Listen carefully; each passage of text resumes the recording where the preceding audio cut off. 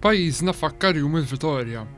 Jum b'sinifikat kbir fl-istorja ta' pajjiżna, meta l-Maltin ifakru żewġ rebħiet kruċjali li ffurmaw is-sisin ta' Malta moderna.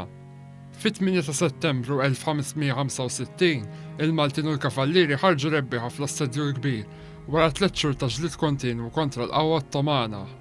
U fl-istess ġurnata fl-1943 l-Italja ċediet l-armi fit-tieni Gwerra Dinjija.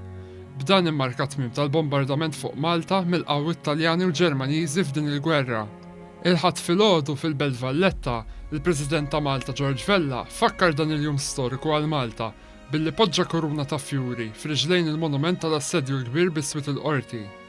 L-Arċisqof ta' Malta Charles Scicluna poġġa koruna fuq il-monument tal-vittmi tal-Assedju l-Kbir f'ċerimonja simbolika fil-Forti Sant'Angelo.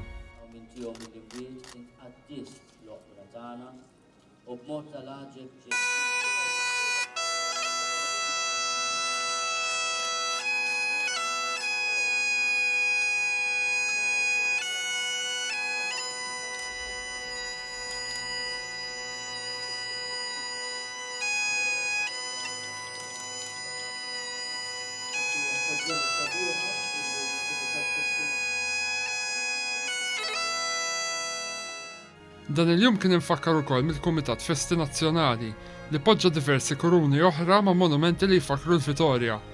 Il-Monument tal-Vitorja fil-Birgu u l-Mafkar ta' Malta rebbieħa fl-Isla. Is-saktat ċerimonja qasira fiċ-ċimiterju tal-Addolorata fejn il-Kumitat sellem il-memorja tan-nies pajżani li mietu fit-tieni Gwerra Dinjija. Minn barra l-Vitorja, pajjiżna llum jiċċelebra wkoll il-Festa ta' Marija Bambina. Għall-ewwel darba din il-festa ma ġietx iċċelebrata biss bħala festa titolari fl-Isla, fil-Mellieħa, fin-Naxxar u fix-Xara Għawdex.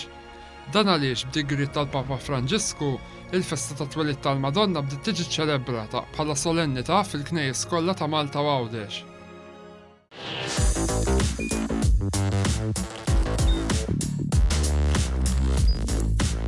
Idħol fuq one.com.mt u hemmhekk tista' tara l-programmi kollha li jxandru fuq One permezz ta' One Play.